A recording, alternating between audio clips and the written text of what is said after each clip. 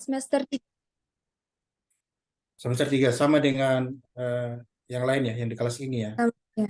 Ya. Oke. Baik, kemudian juga ada bersama kita Aurelia Sonarita. Iya, Panggilannya Pak. Aurel. Tadi Iya, Moni, ini Aurel, juga sama. Dari PGRI Sumatera Barat. iya, Pak. Ya, selamat bergabung, berkenalan dengan teman-temannya. Ini lagi ada di Sumatera atau di Jakarta? Apa, Pak? Aurel, bisa dengar suara saya? Bisa, Pak, bisa. Ini lagi di Jakarta semua atau masih di Padang? Ada di Jakarta. Suaranya timbul tenggelam. Atau suara saya yang mungkin tidak bagus? Sinyal saya. Sinyal saya Pak, yang kurang Oke. bagus. Yes. Setelah Aurel ada terakhir Abel Maitela. Abel, ada Abel? Oh sama ya, satu ruangan ya, satu room. Nah pertanyaan saya adalah Abel sama Aurel ini ada NIM UNJ-nya. Tapi Rani sama Monia memang tidak punya NIM UNJ atau gimana?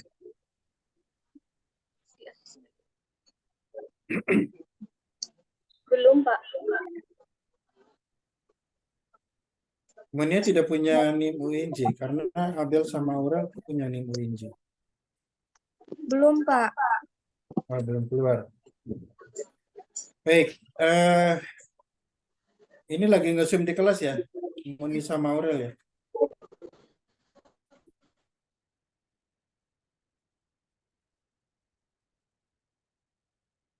Oke, baiklah kita sudah mengenal, saya sudah mengenal 4 orang mahasiswa yang berasal dari Universitas PGRI Sumatera Barat. Kemudian sisanya yang lain adalah mahasiswa Pendidikan Ekonomi Universitas Negeri Jakarta, Fakultas Ekonomi. Semester 3 ya, Esa semester 3 kan ya? Iya Pak, semester 3 Pak. Esa, Rani, kemudian Atira, Kamila, dan yang lain itu semester 3. Oke, baik ya. Kemudian itu untuk pembagian kelompok saya kira sudah, PJ-nya sudah melaporkan. Kemudian kita mulai diskusi per kelompok minggu depan dan makalahnya bebas formatnya seperti apa terserah. Yang penting di dalam makalahnya itu sudah memuat poin-poin yang ada di dalam RPS ya. Bukunya Anda tidak perlu beli menurut saya karena sumber belajar di internet pun itu sudah sangat melimpah. Kalau Anda download bukunya Michael Petudaro baik jilid 1 maupun jilid 2 itu sudah ada e-booknya. Jadi tidak perlu membeli kecuali yang mau. Yang tidak juga tidak masalah karena e-booknya sudah melimpah bisa di-download di internet. Edisinya itu terserah ya. Ini kan edisinya. Edisi terakhir itu edisi 11. Kalau Anda punya edisi 10, edisi 9, edisi 8 itu tidak masalah. Karena yang berbeda adalah kasusnya saja di bukunya ya. Case study-nya yang berbeda. Baik, oke itu pengantar kita. Kemudian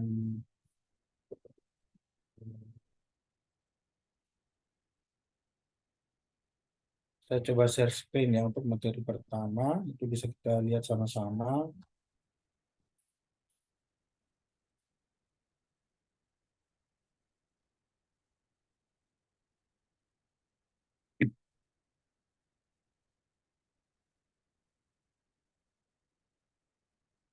Oke, bisa kelihatan ya share screen-nya ya.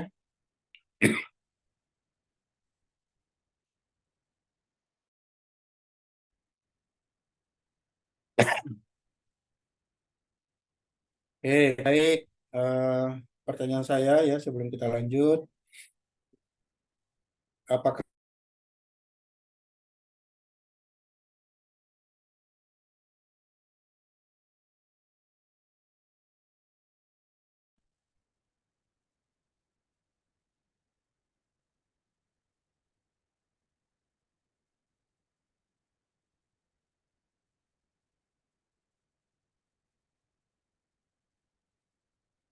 Halo, tes. Riko, dengar suara saya, Riko? Dengar Bapak? Baik, share screen-nya sudah kelihatan, Kak? Sudah, sudah. Oke, baik. Pertanyaan saya, apakah ekonomi pembangunan ini bersyarat atau tidak dari eh, kurikulumnya? Bersyarat itu misalnya,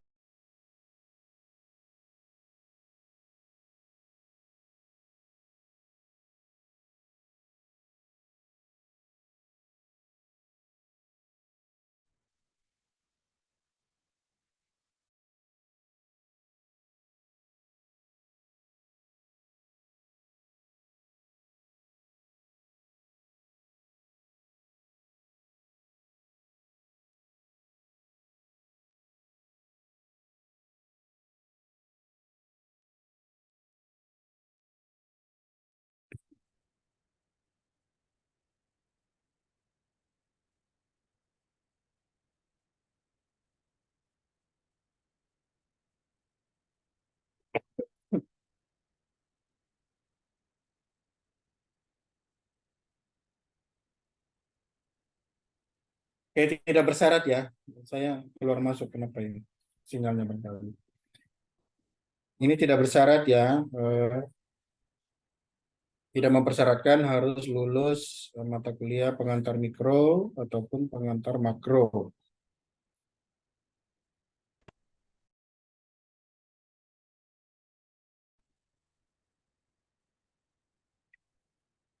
Kenapa saya muncul tenggelam ya ininya ya? Ada yang sama kak?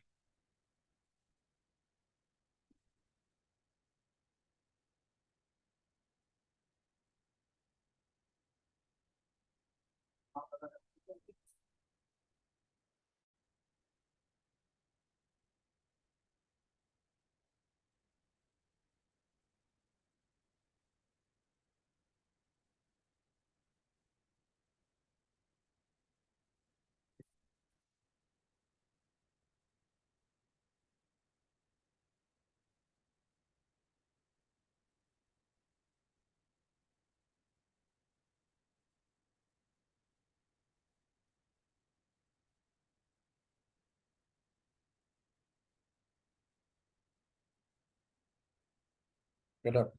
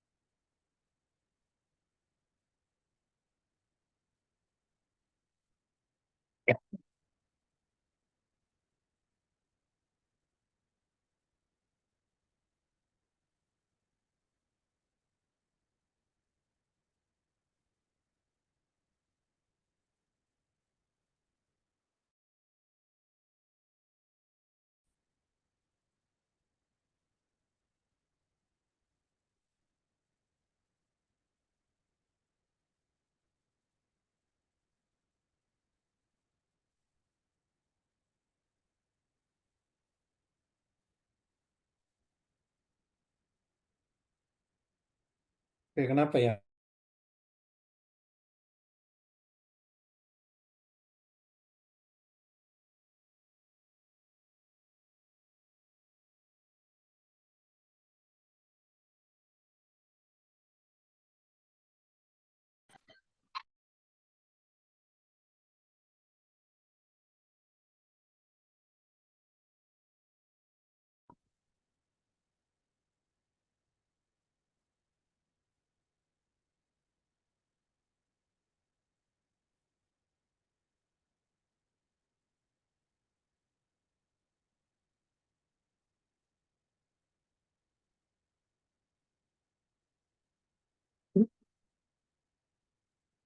Oke, bosnya bisa saya share screen nggak? Oke, pasti.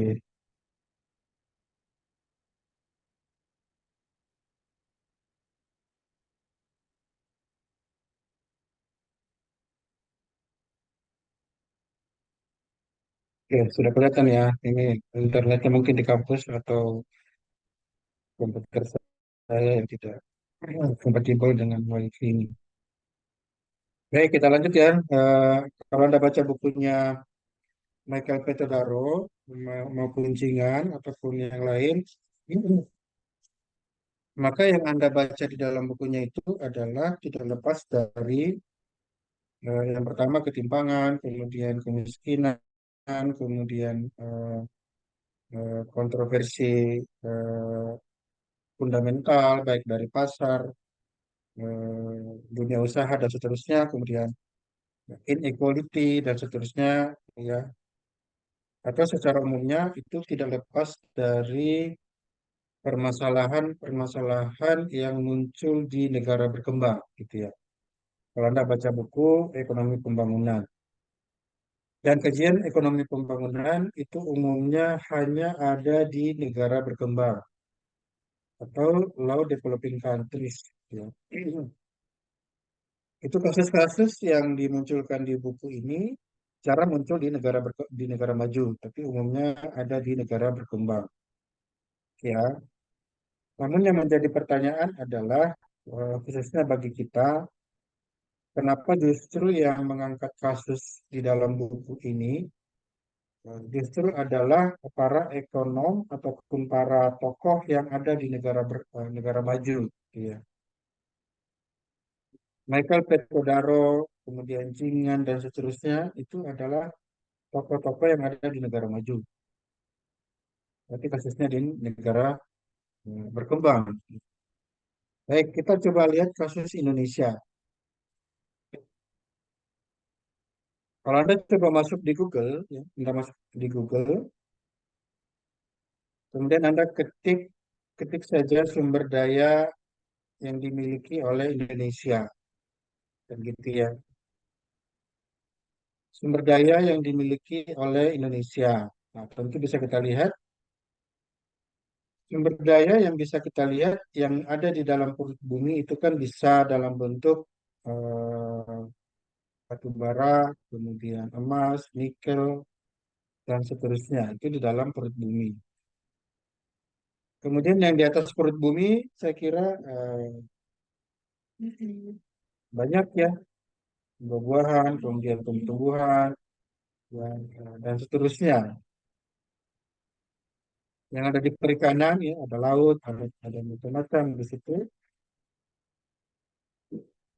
Hampir semua, ya. Hampir semua sumber daya alam yang ada di Indonesia itu ada, ya. Mulai dari emas, batu bara, nikel, besi, ya, ikan, hutan, dan seterusnya. Hampir semua ada. Nah, itu menjadi keunggulan di dalam teorinya David Ricardo adalah keunggulan apa namanya yang Anda pelajari di mikro maupun makro, keunggulan yang dimiliki oleh suatu negara yang sudah ada di negara itu, gitu. Apakah keunggulan mutlak, keunggulan eh, apa namanya, keunggulan mutlak, ya. Nah, itu adalah ini khususnya di negara berkembang. Apalagi ini adalah data-data dari Indonesia. Tapi yang menjadi pertanyaan saya adalah, pertanyaan kita berikutnya adalah, kita diperhadapkan pada sebuah fenomena dari sumber daya alam yang sangat kaya, gitu ya, di negara berkembang, khususnya Indonesia, tapi diperhadapkan pada sebuah fenomena. Fenomena itu adalah kita sebutnya masalah. Masalah. Jadi apa yang ada di dalam gambar ini, ketimpangan pendapatan, kemudian ketimpangan sosial, ketimpangan pendidikan, ketimpangan kesehatan, dan seterusnya, itu justru terjadi eh, di Indonesia khususnya, apalagi di negara berkembang pada umumnya. Di sisi lain memiliki sumber daya yang melimpah, tapi di sisi yang eh, yang lain lagi terjadi ketimpangan. Nah, itu terjadi ketimpangan. Itu yang disebut dengan masalah, ya. Karena di dalam kajian ekonomi pembangunan yang kita bahas adalah masalah. Masalah pendidikan yang rendah, masalah kesehatan yang rendah, pendapatan yang rendah, ketimpangan yang tinggi, pengangguran yang tinggi, tingkat pertumbuhan ekonomi yang rendah gitu. Kita menyebutkan satu keyword adalah itu semua adalah masalah gitu. Nah, tentu kalau Anda masuk di Google, apa sih definisi masalah? Masalah adalah adanya ketidaksesuaian antara harapan dan kenyataan. Itu masalah. Saya punya masalah, Anda punya masalah. Berarti Anda telah menghadapi adanya ketidaksesuaian antara harapan Anda dan kenyataan yang Anda hadapi, kan gitu ya. Kalau secara individu. Nah, kalau secara makronya ada ketidaksesuaian antara harapan sebuah negara gitu dengan kenyataan yang terjadi di masyarakat, ya, di negara tersebut. Nah, itu sebuah masalah. Itulah secara umum yang dikaji di dalam mata kuliah ekonomi pembangunan, ya, masalah. Nah, tentu pertanyaan-pertanyaan akan sering muncul gitu kan ya. Ini sumber daya alam kita banyak, ya, resource kita banyak, sumber daya manusia kita besar, gitu kan ya. Tapi diperhadapkan pada fenomena sosial seperti ini, kemudian eh, semua masalah yang terjadi. Nah, itu adalah pertanyaan-pertanyaan yang mahasiswa ekonomi pembangunan harus jawab. Itu kenapa terjadi seperti ini. Kita ambil satu contoh saja yang mungkin bisa kita diskusikan sama-sama, ya. Di Kalau Anda belajar sejarah pemikiran ekonomi, ya, mungkin sudah ikuti kelasnya, atau mungkin Anda me- apa, membaca namanya Family Tree of Economics, gitu kan ya, Family Tree of Economics. Di situ akan muncul satu nama yaitu Andre Gunther Friend. Namanya Andre Gunther Friend.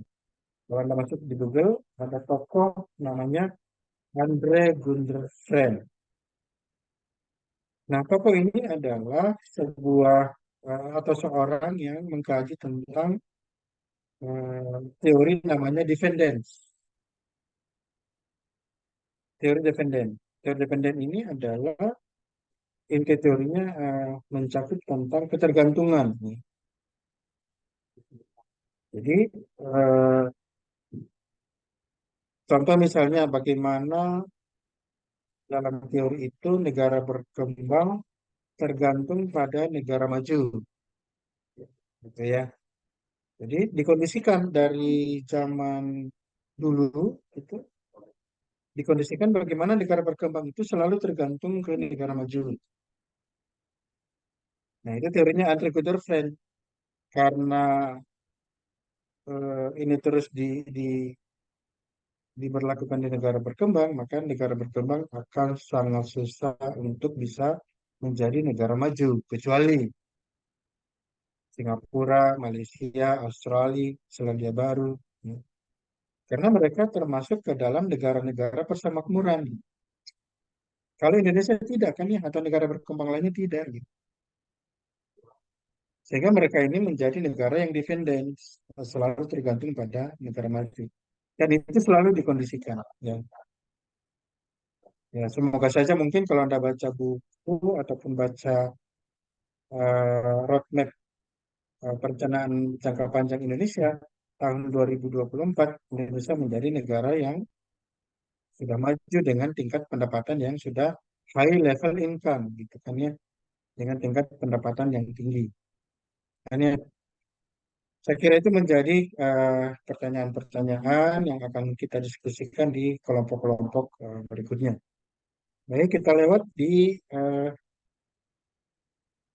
slide berikutnya di pasal 33 ya, di dalam Undang-Undang Dasar ada pasal 33 di chapter bab 14.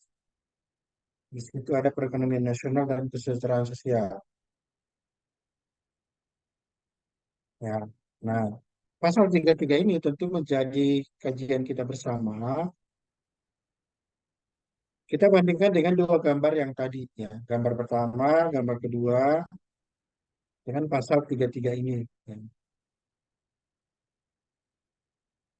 Kita lompati yang ayat pertama, pasal 33 ayat pertama. Karena itu kita diskusikan berikutnya. Cuma yang pertanyaan saya adalah di ayat kedua. Ya. Ayat kedua ini berbunyi, cabang-cabang produksi yang penting bagi negara dan yang menguasai hajat hidup orang banyak dikuasai oleh negara. Ya.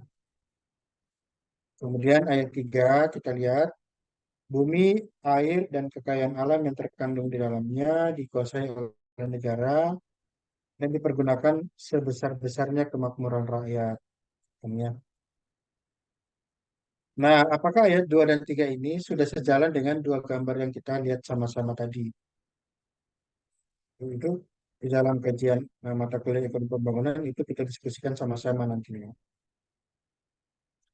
Ternyata saya sedikit lompat ke gambar yang berikutnya ya. Anda masuk Google, gambar ini ada. Bandingkan dengan ayat 2 dan 3. Cabang-cabang produksi yang penting bagi negara dikuasai negara, itu ayat 2. Kemudian ayat 3, bumi, air, dan kekayaan alam yang terkandung di dalamnya dikuasai oleh negara. Pertanyaan saya adalah, ini mungkin data lama, tahun 2003, tahun 2012, per Mei, gitu ya. Ini adalah sektor batu bara, gas metana, batu bara, dan migas. Nah, pertanyaan saya adalah, ayat 2 dan 3 tadi dibandingkan dengan gambar ini, mana gambar merah putih untuk sektor wilayah migas dan gas metana? Ayat 2 dan 3, bumi, air, dan kekayaan alam dikuasai negara. Kemudian ayat 2, ayat 3 tadi, bumi, air, dan kekayaan dikuasai negara, cabang-cabang produksi dikuasai negara. Apakah migas dan gas metana batu bara itu bukan cabang-cabang produksi yang penting? Karena tidak penting cabang-cabang produksi ini menjadi eh, hak milik negara lain gitu ya. Kalau kita lihat dari Sabang sampai Merauke, dari ujung utara Pulau Kalimantan sampai Pulau Timur, di ujung barat, di ujung selatan gitu. Untuk satu sektor ini mana eh, merah putih di sana? Hampir tidak ada, ya. Hampir tidak ada. 11 tahun kemudian dari tahun 2012 gitu, apakah sektor ini sudah dikuasai oleh merah putih? Dikuasai oleh negara. Kalau belum dikuasai itu penyebabnya kenapa? Kan? Itu penyebabnya kenapa sehingga merah putih tidak mampu bersaing dengan Amerika dengan ya, Malaysia, Cina gitu, Exxon, Petronas gitu, Petrocina, Chevron dan yang lain-lain. Mana Pertamina gitu ya. Kemudian perusahaan-perusahaan yang lain yang private sector. Mungkin ada di situ ada Bumi Resource, ada ITMG, kemudian ada perusahaan-perusahaan yang lain. Apakah mereka mampu bersaing? Nah, data ini adalah data tahun 2012. Sekarang 2023. Mungkin Anda punya data yang terbaru bahwa 11 tahun kemudian data ini sudah berubah. Dari Aceh yang dikuasai oleh Exxon sekarang dipegang Pertamina. Mungkin ini sudah berubah. Anda mungkin bisa berpendapat bahwa terjadinya pergeseran penguasaan sumber daya alam di sektor migas itu sudah ada di tangan merah putih misalnya gitu ya. Monggo silakan Anda kemukakan pendapat. Baik, nah dari sekian banyak masalah tadi ya, resource yang banyak, ketimpangan yang tinggi, kemudian penguasaan sumber daya alam yang dikuasai oleh foreign direct investment ya atau investasi asing langsung gitu. Pertanyaan berikutnya adalah kenapa kita mempelajari ekonomi pembangunan, kan gitu ya? Kenapa gitu? Nah, di sini ada 4 poin besar menurut saya kenapa kita mempelajari ekonomi pembangunan. Yang pertama tentu secara moral dan etika. Ya, itu secara moral dan etika.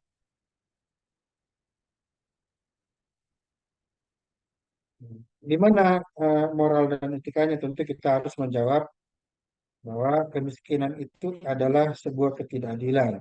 Kan ya?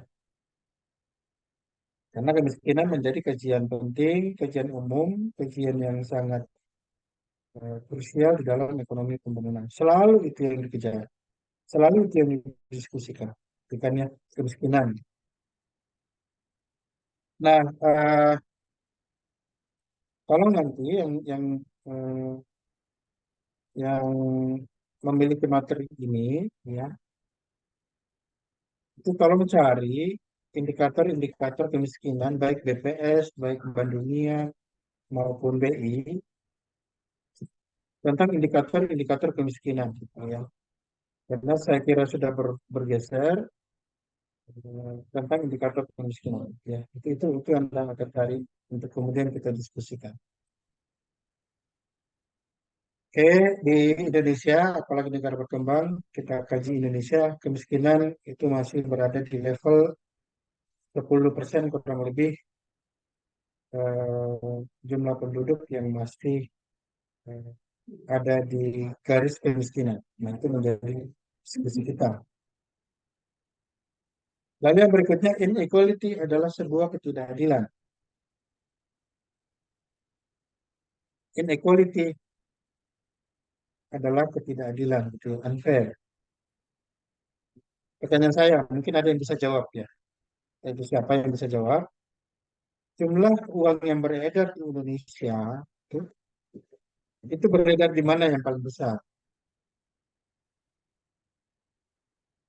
Jadi kalau 45.000 triliun jumlah uang beredar di Indonesia, itu paling besar beredar di mana? Di Indonesia bagian barat, bagian tengah, atau bagian timur?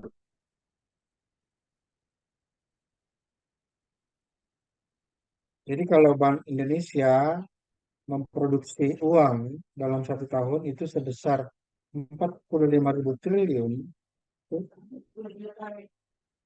paling besar porsinya itu beredar di wilayah mana?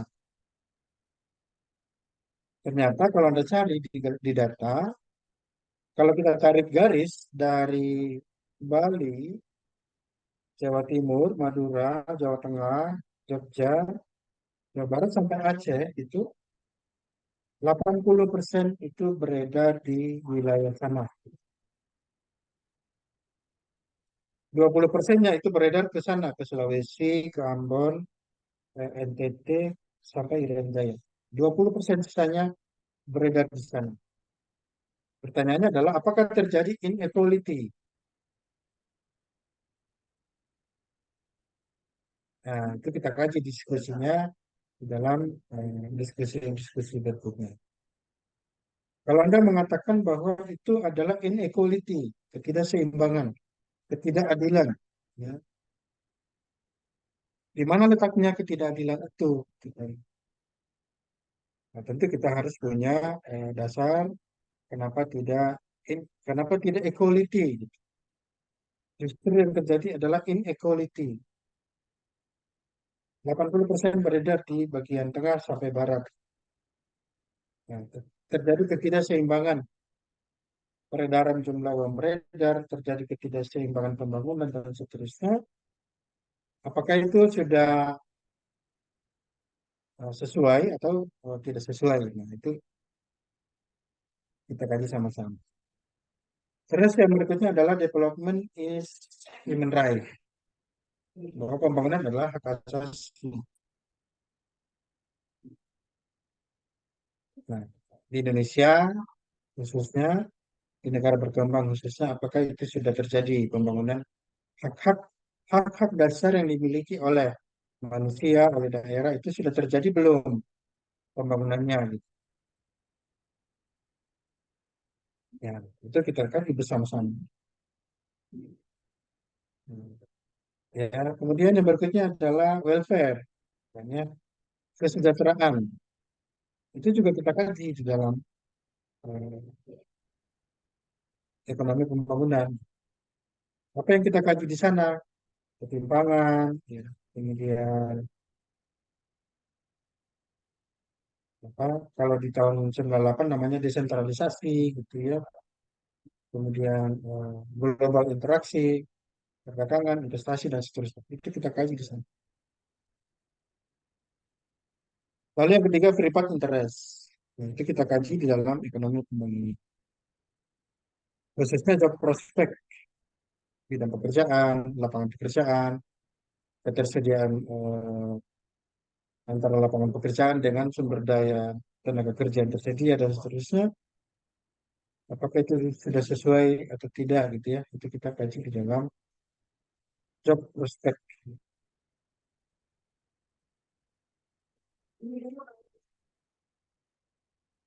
Ya.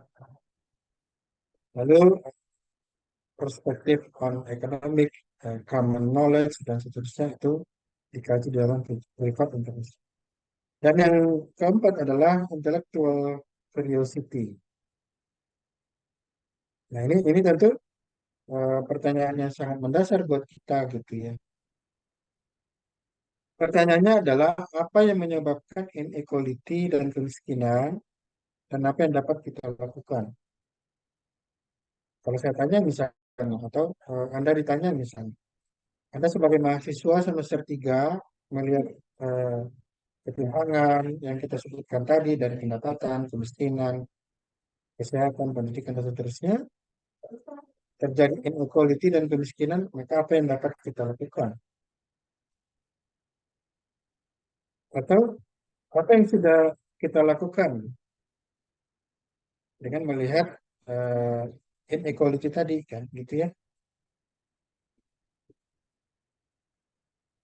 Nah, itu mungkin menjadi kajian kita. Lalu, kenapa ada negara lain yang tumbuhannya tinggi, yang ketimpangannya rendah, itu, sementara ada negara lain yang tidak. Tetangga kita, Brunei, Australia, kemudian Singapura, Malaysia, mereka grow ekonominya tinggi. Tapi kenapa Indonesia tidak kan? Begitu pertanyaannya.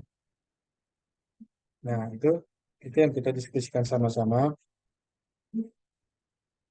di dalam mata kuliah ekonomi pembangunan. Baik, kita lompat ke slide. Sebelum kita lompat, mungkin ada yang mau kita diskusikan.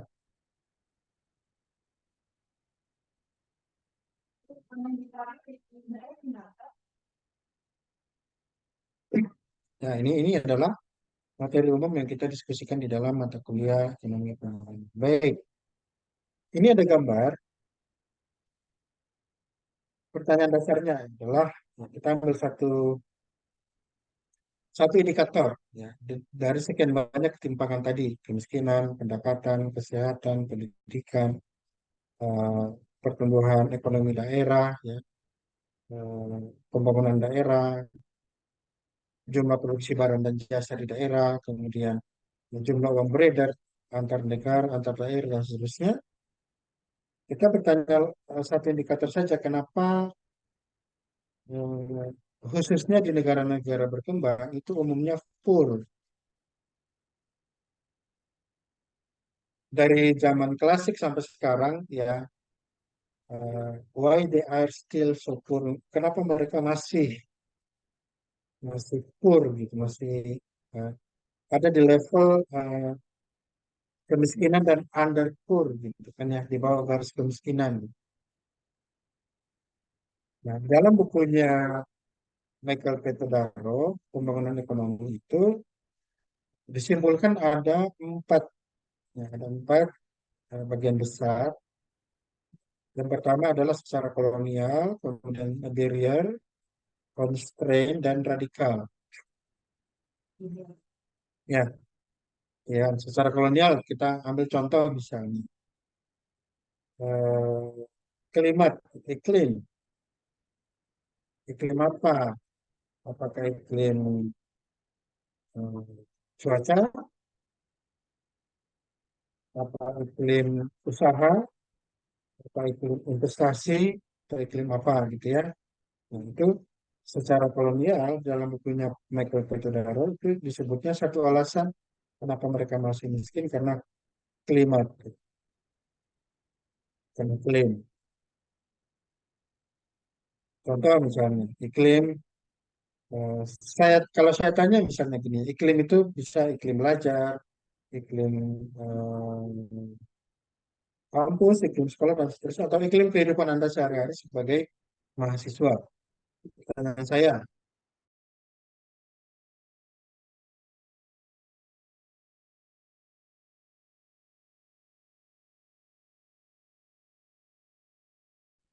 begitu selesai perkuliahan, apakah tugas itu langsung diselesaikan pada hari itu, atau minimal pada minggu itu, atau ditugaskan sehari sebelum besok dikumpulkan?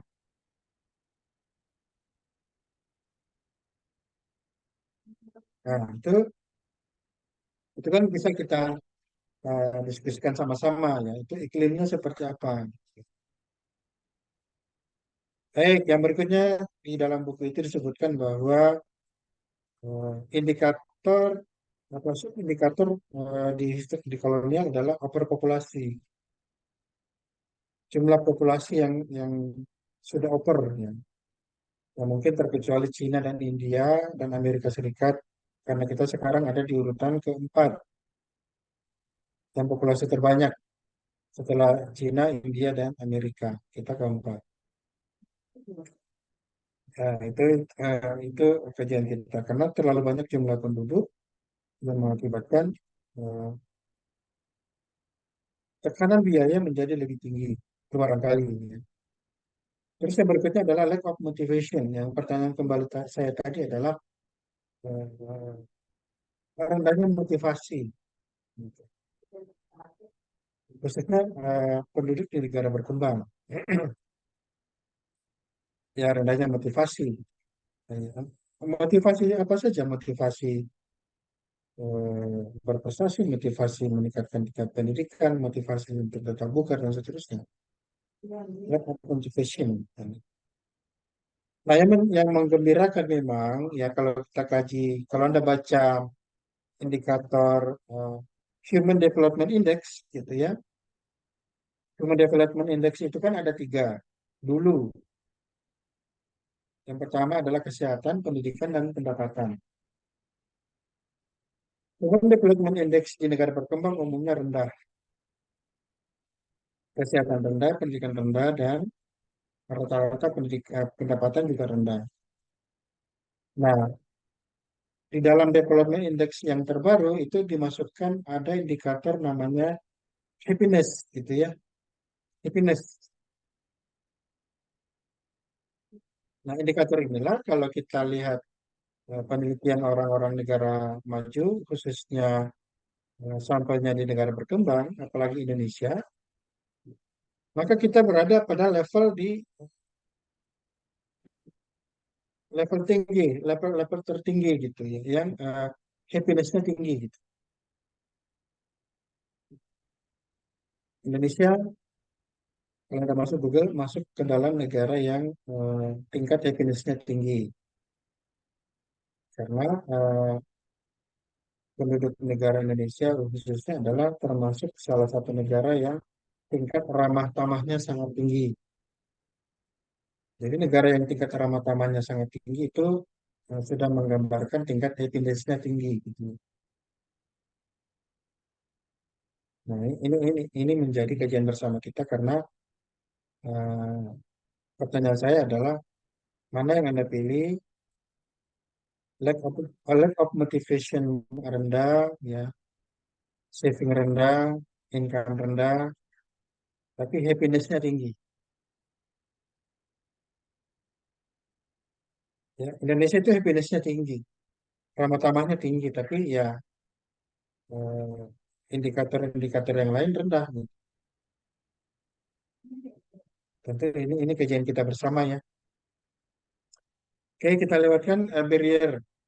Barrier itu ada yang bisa kita diskusikan adalah pada zaman sebelum reformasi adalah adanya bad institusi, adanya institusi yang buruk. Nah, ini terjadi perbaikan terus menerus sampai sekarang sudah bisa kita lihat ada perbedaan antara institusi zaman Orde Lama, Orde Baru, Orde Reformasi, dan Orde Pembangunan. Itu sudah ada pembenahan yang terus-menerus, apalagi institusi yang ada di negara apa di daerah-daerah yang sudah maju, khususnya di Jakarta gitu. Institusinya sudah mulai membaik. Kemudian hukumnya yang mungkin bisa kita kalau bahas mahasiswanya itu kan tajam ke bawah, tumpul ke atas gitu ya, membela yang siapa dan seterusnya itu menjadi barrier di negara berkembang. Lalu adanya kebijakan-kebijakan yang salah ya. Di negara berkembang kalau Anda perhatikan itu mungkin sering Anda temukan kebijakan-kebijakan yang menurut Anda ini kok keliru gitu ya. Ini kok tidak sesuai, ini kok tidak tepat sasaran gitu ya. Nah, itu sering kita temukan di negara berkembang. BLT kok yang terima yang punya mobil, yang punya rumah, yang punya motor dan seterusnya itu kan tidak tepat sasaran. Itu bisa kita lihat. Lalu constraint, ya constraint kendala apa kendala negara berkembang adalah saving dan capital.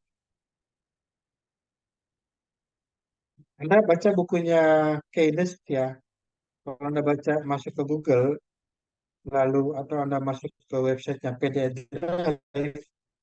PDF Drive,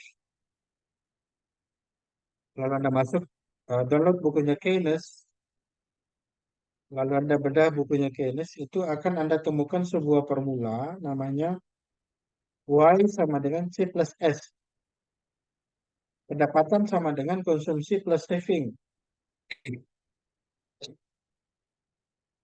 Itu kan teorinya Keynes-nya. Saving. Nah, kenapa di negara berkembang saving dan capitalnya rendah? Apakah ini? Di mana Y sama dengan C plus S?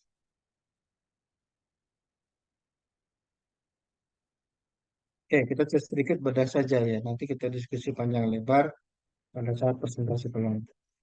Anda coba perhatikan karakteristik di negara berkembang atau khususnya eh, para generasi Gen Z atau generasi Anda lah gitu.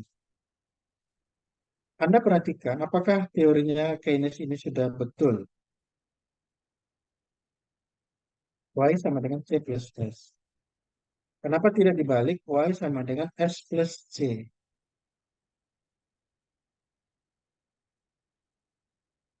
Atau Y sama dengan I plus C, investasi plus C. Kan ya, kan ya. Nah, yang sering kita temukan adalah Y sama dengan C. Atau Y lebih kecil dari C. Gitu kan. Pendapatan sama dengan C. Jadi, pendapatan kita 1 juta sebulan, habis 1 juta sebulan untuk konsumsi. S-nya mana? Ya, nanti kalau ada sisa, misalnya gitu ya. Nah, Y lebih kecil dari C itu sering terjadi, kan ya? Itu yang mengakibatkan itu kita diskusi panjang lebar nanti yang mengakibatkan negara berkembang itu ada constraint khususnya di saving dan capital. Jadi jangan salahkan di negara berkembang itu utang luar negerinya banyak. Jangan salahkan pemerintah jika utang luar negerinya banyak. Karena untuk bangun jembatan, bangun jalan tol, bangun jalan dan seterusnya, kalau menggunakan kapital dalam negeri itu hampir tidak ada. Karena tabungan dalam negeri itu sangat minimalis gitu kan ya. Karena habis tadi teorinya Keynes, Y sama dengan C. Ya, jadi kalau bangun jembatan, bangun tol, ya utang luar negeri. Kalau Anda masuk ke kampus A, gitu, Rawamangun, itu kan ada 4 menara yang dibangun tuh. Nah, itu dibangun dari foreign direct investment, dibangun dari utang luar negeri. Gitu ya. Itu kajian kita bersama nanti. Kemudian terakhir radikal itu di sini ada dependence. Ini teorinya Andre Friend. Jadi kita dikondisikan tetap ketergantungan dengan negara-negara lain. Pertanyaan saya, beranikah negara lain untuk mengembargo ekonomi Indonesia? Jadi Indonesia itu diembargo secara ekonomi. Pokoknya tidak boleh ada ekspor dan impor. Indonesia harus tumbuh dan berkembang mengandalkan sumber dayanya sendiri tanpa ada ekspor dan impor. Itu nggak ada yang berani kan negara lain, kan? Karena kalau itu terjadi, maka Indonesia akan cepat sekali pulihnya menjadi negara yang mengandalkan diri sendiri. Teori defense ini tidak berlaku, maka banyak upaya atau ada upaya supaya negara berkembang tetap dependence dengan negara maju, tetap tergantung dengan negara lain atau negara maju. Ya, ini adalah the basic question-nya yang bisa kita jawab. Apa sih yang menyebabkan gitu ya? Negara berkembang itu ada di level ini, masih di level ini. Oke, baik, kita lanjut ke slide berikutnya. Ini namanya vicious circle of poverty. Inilah yang terjadi karena teorinya Keynes tadi. Kenapa low income? Pertanyaan saya, kenapa low income? Terjadinya low income di negara berkembang karena low productivity.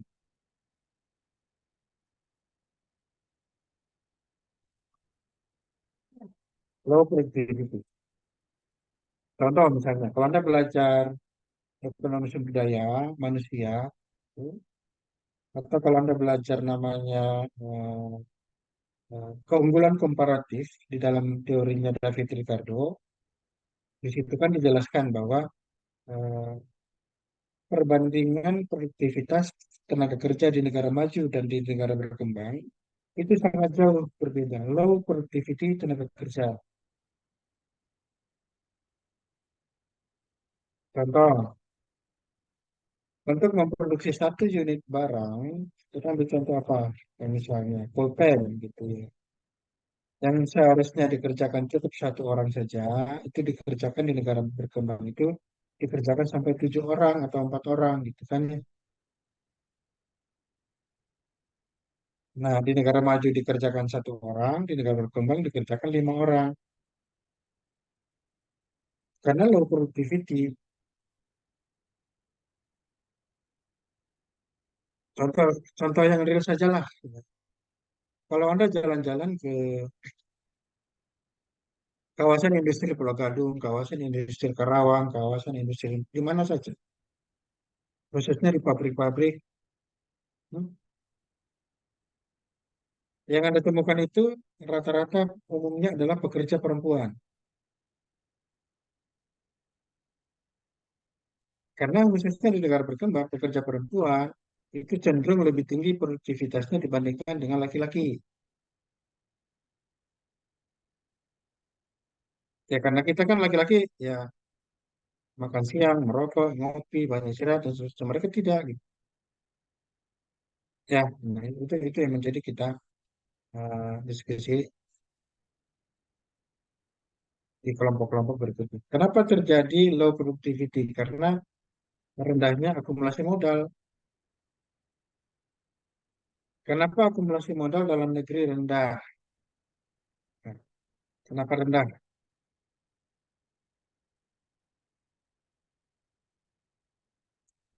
Pertanyaannya kenapa rendah? Karena ya teorinya Keynes tadi, di mana Y sama dengan C. S-nya nggak ada, maka akumulasi kapital dalam negeri rendah. kan kita mahasiswa ya, kita mahasiswa misalnya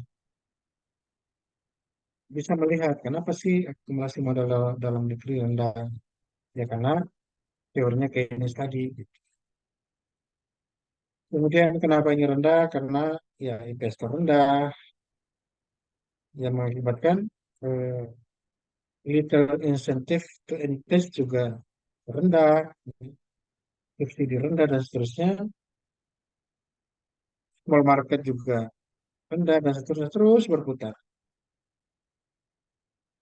Nah, tentu eh, eh, kalau Anda ditanya oleh orang gitu ya, Anda kan sebagai mahasiswa di mana memutus rantai ini gitu ya, di mana memutusnya. Ini menjadi kajian kita bersama-sama. Ya, kalau Anda masuk ke Google, klik aja rantai rantai kemiskinan, di mana kita memutusnya. Baik, eh, slide berikutnya apa itu pembangunan? Tentu kita bisa mendefinisikan bahwa pembangunan itu adalah sebuah proses pertumbuhan, bahwa pembangunan itu adalah sebuah perubahan struktur, kan? Bahwa pembangunan itu adalah terjadinya increase income per kapita gitu ya dalam jangka waktu yang panjang.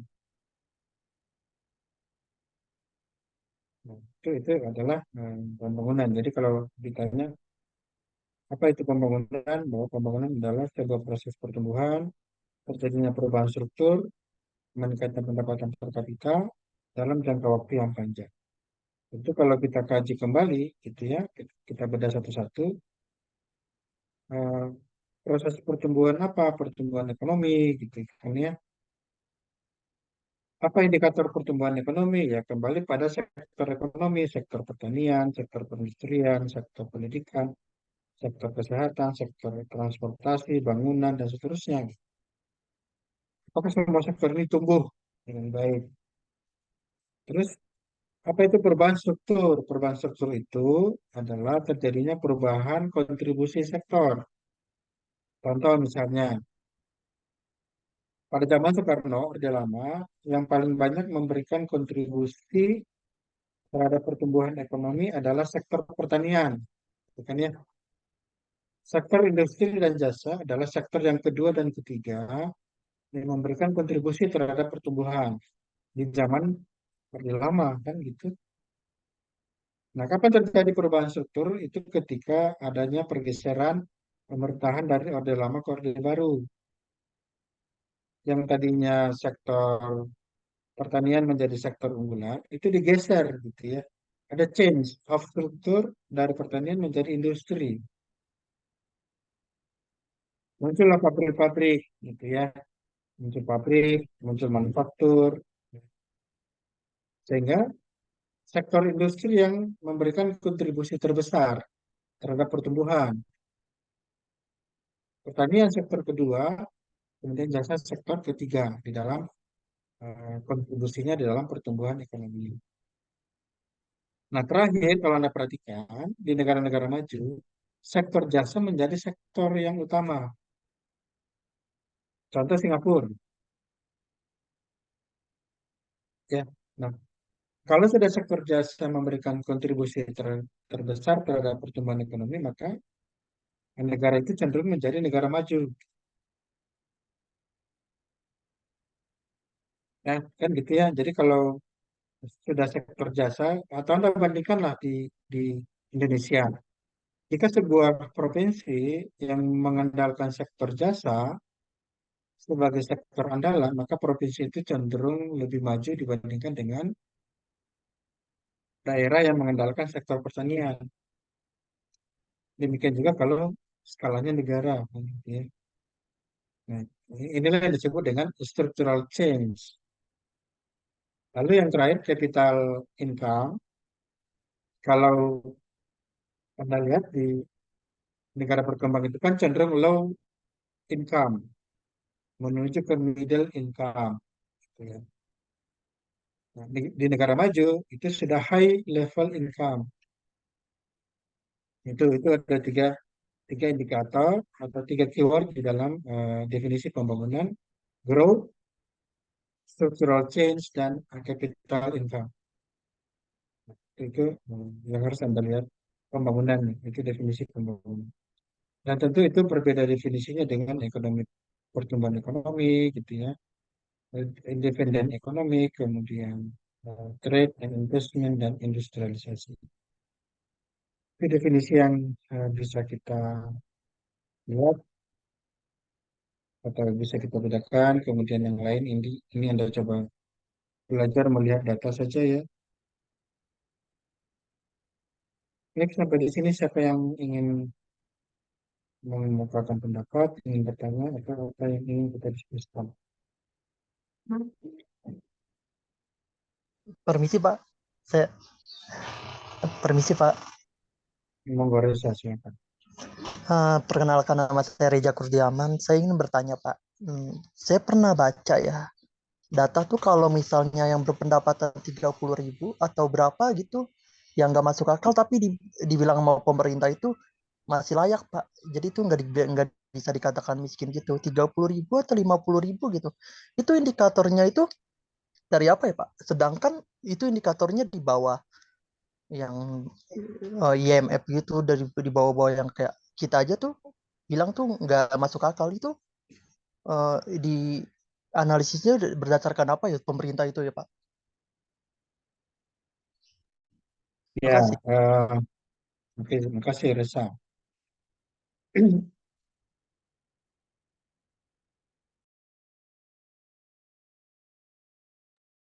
Oke, 30.000 ya, itu 30.000 kalau kita konversi ke dalam US dollar itu kan $2 ya. Jadi indikator dari eh, World Bank, kemudian indikator dari BPS, dulu memang menjadikan salah satu eh, indikator kemiskinan bahwa seorang penduduk yang memiliki income per day itu hanya $2 per hari, itu masih dikategorikan sebagai eh, low income, gitu ya, pendapatan rendah, $2 gitu. Terus apa dasar atau apa yang melatar belakangnya sehingga $2 gitu ya. Nah, tentu salah satu pertimbangannya adalah apa yang disebut dengan purchasing power parity dalam negeri, kemampuan daya beli atau berapa biaya eh, minimum yang dihabiskan di dalam negeri. Nah, tentu ada yang melihatnya satu, mengkonsumsi 2.000 kalori per hari ke bawah itu masih kategori poor, gitu kan. Yang punya income $2 per hari itu poor. Ternyata itu memang eh, apa namanya, dari zaman saya kuliah pun itu masih $2 kan ya. Nah, zaman kuliah, zaman kuliah waktu $2, waktu saya kuliah 95 misalnya, $2 itu kan masih setara dengan 3.000, 4.000, 4.000. Nah, 4.000 sebagai mahasiswa tahun 95 itu saya bisa hidup dengan $2 2 hari. 4.000 karena konversi 1 US dollar itu sama dengan 2.500.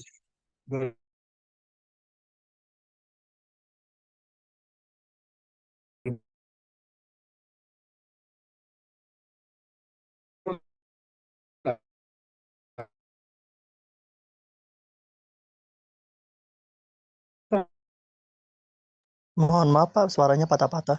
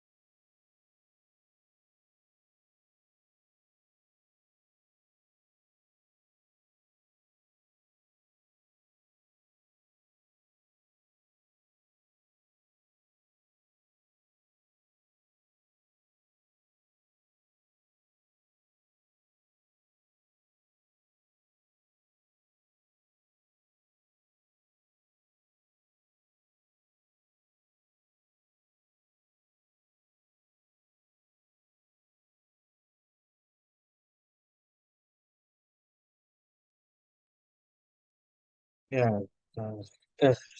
Sudah kedengaran belum, Resta? Sudah, Pak. Oke, pertanyaan saya, salah satu dasarnya kan kebutuhan kebutuhan minimum per hari, gitu kan ya. Pertanyaan saya adalah, apakah $3, bukan $3 ya, apakah $2 per hari dengan konversi rupiah 30.000, apakah itu cukup memenuhi kebutuhan minimum per hari? Ternyata tidak cukup kan ya. Nah, sehingga World Bank, kemudian BPS, itu mengkategorikan bahwa yang memiliki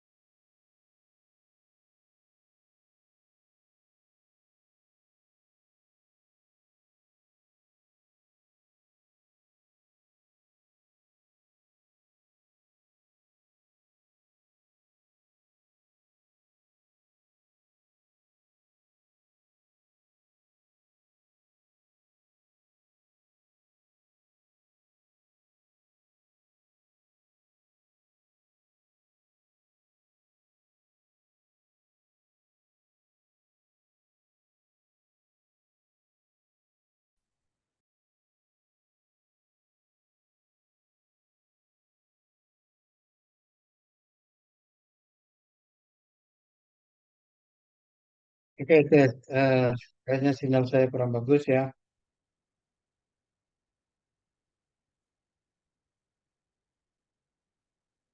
Kita mungkin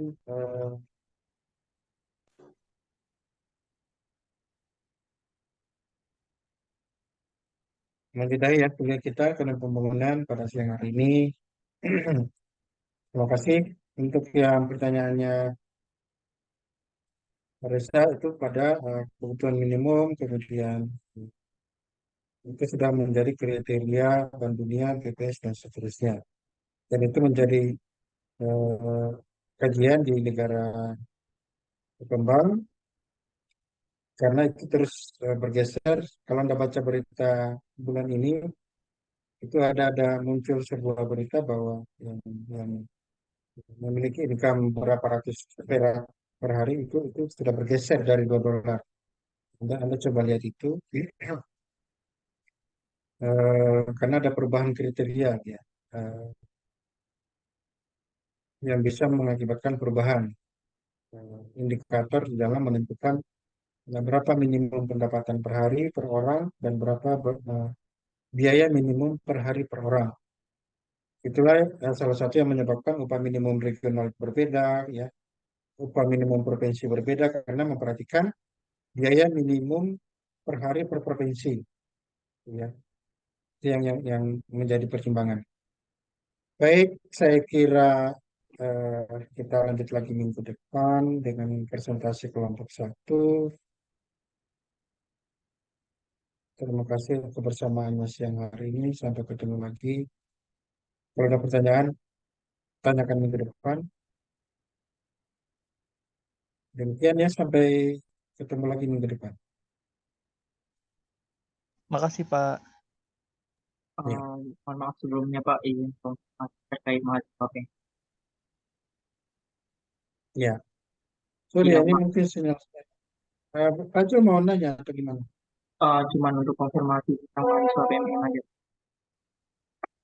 Di yang udah konfirmasi dari mahasiswa PMM itu ada 7 orang Pak. Oh, oke. Berarti nambah 3 orang ya? Iya Pak. Oke, baik. Nanti kita kenalan lagi yang 3 orang itu. Kemudian dari PGRI semua ya, Sumatera Barat ya. Ada yang beda Pak. Ada yang dari Gorontalo, ada yang Universitas Maluku Saleh, dan iya itu aja Pak. Aceh ya. Ada dari Aceh, Sama Gorontalo dari Pak. Gorontalo. Satu lagi?